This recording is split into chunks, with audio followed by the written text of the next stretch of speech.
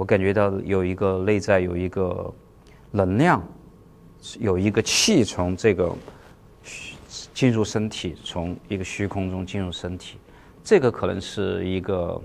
艺术和生命的本质。所以我开始去尝试和这个气，然后做一个更深度的融合。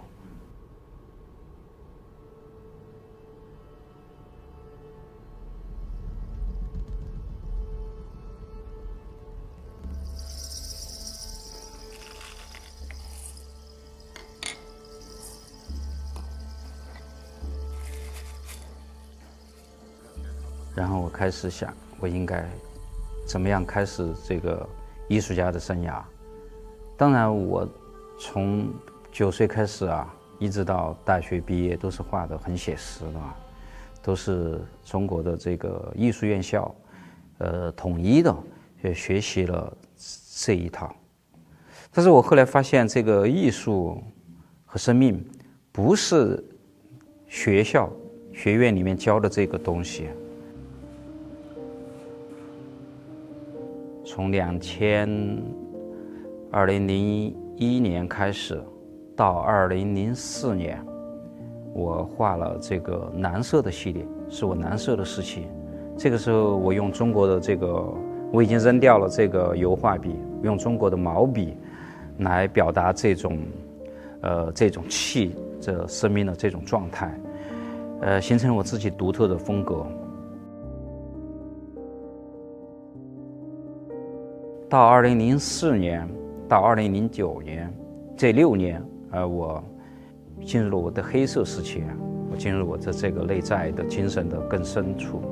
所以在这个6年的黑色的生涯中，我画了很多巨幅的黑色的作品。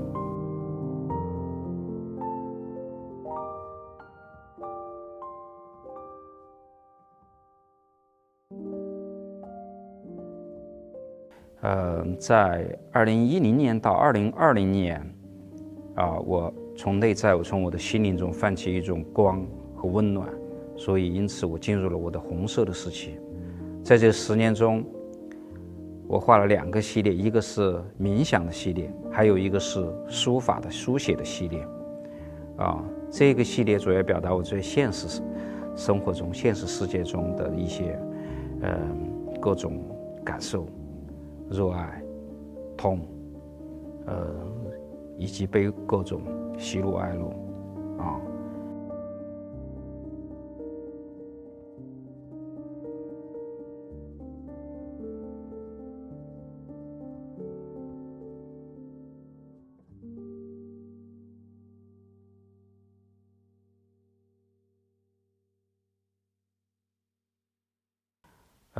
在2020年之后，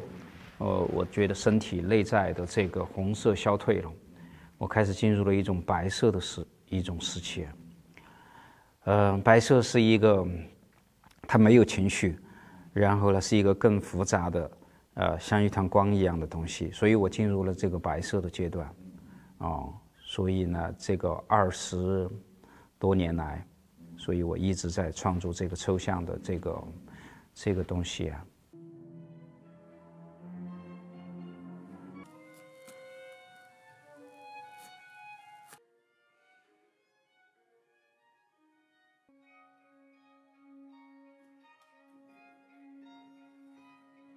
因为我认为这个我们的这个生命和这个现实有一个能量，从这个东西进入身体，这个气我们中国人称之为气，或者现在称之为一个能量，一个宇宙的一个能量。我认为这个东西它主宰了一个生命，它是这个气进入身体之后，它有一个我们中国人以前把这个气把它运用在书法上面，你知道书法绘画都是由这个气而引导出来的，音乐也是，我也是很热爱音乐。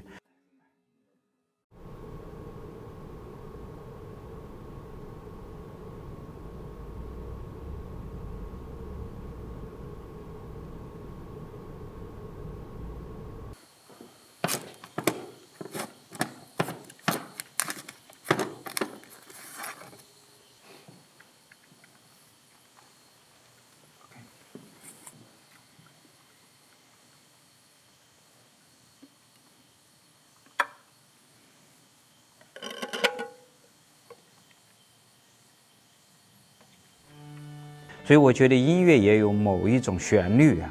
和节奏，跟这个气在身体里面流动，它有一种关系，它和我们的思想情感。所以中国的绘画，中国人一直追求这个气韵生动，这个气的这个在身体里面的流转的非常的和谐啊。所以呢，它和古典音乐啊，西方的巴赫、贝多芬、舒伯特和莫扎特，在某些层面上是相似的。还有这个气，它可能来自于一个虚空，然后呢，进入身体之后呢，是面对的我们的现实生活。所以它和古典音乐有一部分是表达我们的现实生活，另外一部分它是表达我们的精神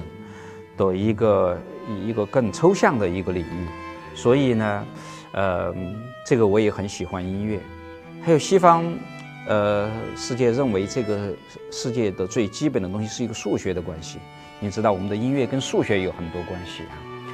而中国人认为这个世界的本质是由一个气构成的。所以呢，但是这个气和这个数学关系似乎有某一种联系，所以我一直在试图去寻找他们之间的内在的一种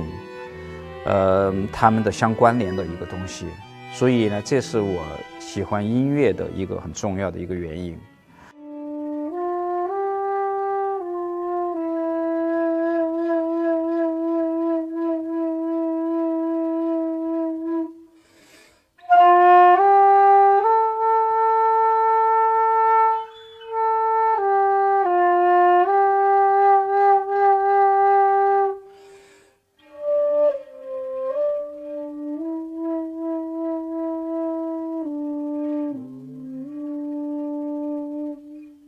还有太极拳，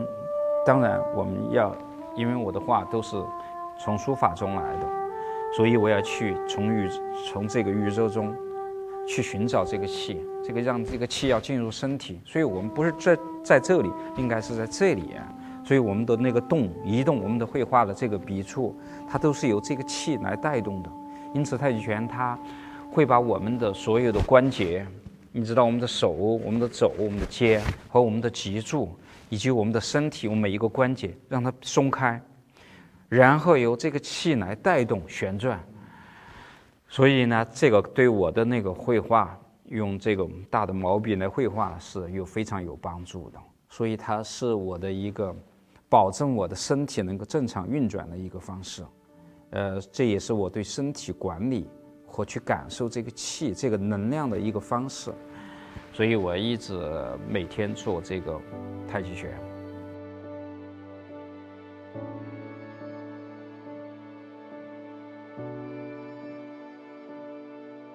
艺术就是表达我们的这个世界的是什么构成的啊？然后我认为生命是什么然后什么是有价值的，然后呢，所以我认为世界是有一个震动的一个能量波，所以我画这个线条，带有这种气韵的一种线条那么生命本身也是对于这一个能量，就是这一个从气进入身体然后循环和我们的思想这一个能量的一个驾驭和一个调节，以及和它的这个乃至宇宙更大的这个气的一个融合。我认为这个是生命本身，然后去不断的改变我们的一种状态。所以我有蓝色的时期、红色的时期和白色的时期，使得我的每一个阶段呈现出一种不同的一种生命状态。我想这个不同的这种状态是更有价值的。那么最终我们生命会到达哪一个状态，是否会和这个气融合在一起，我认为这个可能会是生命本身。